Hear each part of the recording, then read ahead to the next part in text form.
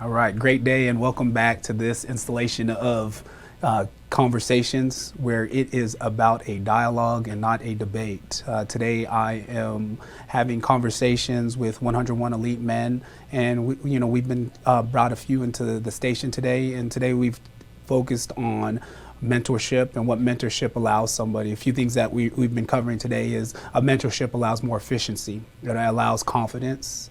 It allows a logical decision-making process. Mentoring also allows you to expand cultural and generational perspectives and also set goals as an individual. This next part of our show today, we are going to be bringing on Mr. Marcus Figaro. Mr. Marcus Figaro has a unique background and brought all the way to Amarillo, Texas. I think that is something that is important that we see as we diversify our city and bring individuals out to help grow it. Marcus, can you just tell us a little bit about your background, and then we'll get deeper into your views of mentorship and leadership? Of course. Originally, both parents from Trinidad and Tobago, a little island. Mom and dad moved to New York City. I was born and raised in New York. Spent my first 25 years there. Eventually relocated to College Station, Texas, where I ended up coaching, football, basketball, track. And then from there, spent a few years in College Station, and then landed myself here in this wonderful town, so that I could call home. So pretty roundabout way to get to where I call home now. So it's pretty cool. Marcus, how did you end up in Amarillo? Well, it was just I believe it was a blessing thing. Spent my time in College Station, worked. I coached, had a great time, but I did believe my time was up there. Put my feelers out. And Amarillo was one of the towns that was very receptive and gave me a shot to continue to grow. And I just jumped on that opportunity. It was great. Mm-hmm. That's great. We're going to continue to kind of dig into your background a little bit and go from there and just let the audience know where you're coming from. I've got this question. This next question I have is thinking back to 5 years ago. Mm-hmm. Did you envision your career as it was today? Absolutely not. No. 5 years ago, I was a personal trainer, just working in the gym, trying to figure things out where I wanted my career to go, and being an ex-athlete, running cross country, playing soccer in college, I really thought that was the end goal. So a few injuries here and there kind of derailed that idea, and I really had to get back to the drawing board. So 5 years ago is about the time where I came to the realization that I would have had to given up on some of those dreams and whatnot. All right. Thank you for sharing that with us, because I think that's the hardest thing about growing as an individual is it takes time. A lot of times that you don't know exactly where you're coming from or where you're going, and you have faith that at the end of the day it's going to work out. Part of that also is probably the people that you've surrounded yourself up with. Would you agree? Oh yes, most definitely. So can you just talk to me about growing up? What type of mentors did you have in your life? Oh man, number one was definitely I didn't see it at the time. I see it now every day. Was my dad. Definitely in my corner. My first coach was tough. Ex-sergeant in the military. So he was definitely the backbone of the family. Had a very supportive mom and everything else like that. So it started off with my dad, and just from there, I was lucky enough to meet a few people along the way. Okay. So. All right. What are your current views on mentorship? It's very important. I mean, in a lot of skills and career paths, everyone is going to need someone that's going to guide them to get past the certain pitfalls that they may have faced when they were in my shoes, Mm-hmm. During their first 5 years in a career field, or even on a personal note, because a mentor, I do believe, is invested in more than just what's going on, job-wise, career-wise, but also how is this person doing, as on a personal level. So it's a full circle kind of deal. Right.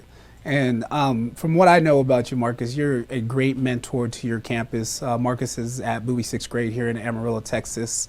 He also is a PE coach out there for the campus, and also does some administrative work, and just helps out where he can, because that's his skill set. But I want to focus a little bit on how you help a child's self-image, because I believe that's part of it. I believe that's part of the strongest part of mentorship that you can portray to the kids that you serve daily, is giving them that self-image that they seek. Right. Can you just focus a little bit out there, just for our viewers, to talk about how does one's health and self-image come into their confidence to be able to be mentored, or how your mentorship with physical fitness has caused others to grow? Right. Well, especially the way things are going today, everyone has an image, or I would say of where they would like to be or what they'd like to attain. And especially from my time, like I said, having my dad as my first coach, I was able to realize in our family, like, physical fitness was number one.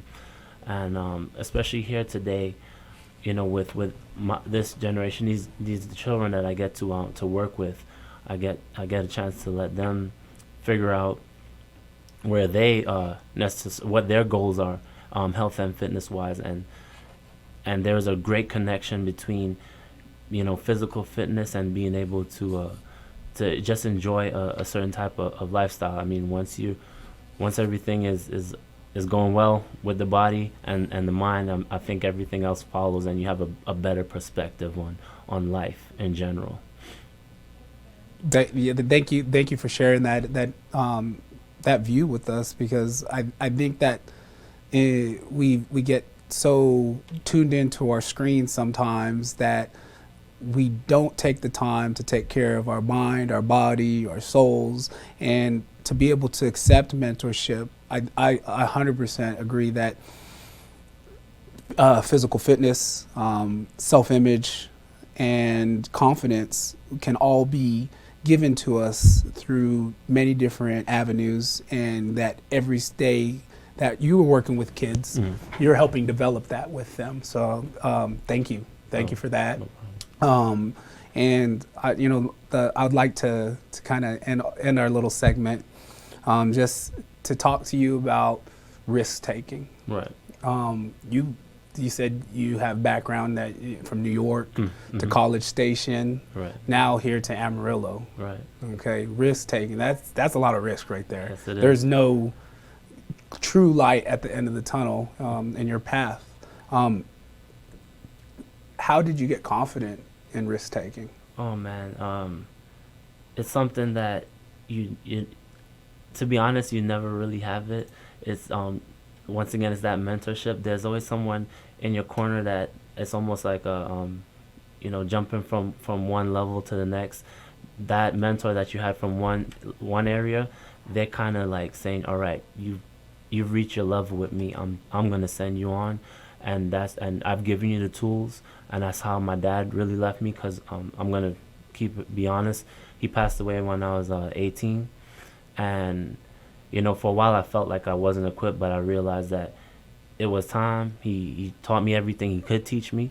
And then from there, I got that next mentor. And so the confidence actually comes from just knowing that if you listened and were receptive to the lessons that your mentors were willing to give you, that confidence it'll come eventually when you say, okay, I got this, and you move on to that next level. So it's just getting the right people to push you on and keep it moving. So that's amazing. I thank you for sharing that with me, and through your process of talking, I'm going to slide one more in to you, because I would like to grow this conversation just a little bit more. And because you deal with students daily, and I would just like for you to just talk a little bit about the students that you see daily, especially the ones who struggle. how would they benefit the most from a mentor? Oh my goodness. I already assume that role, because when you think about it, the Monday through Friday, you most of the time that they spend is with you.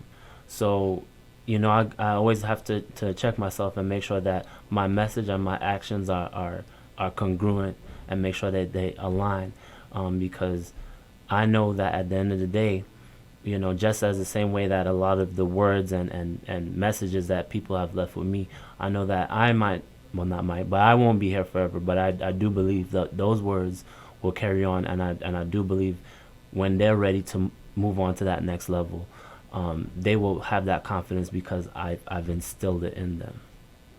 So that's how I feel about that. Yes.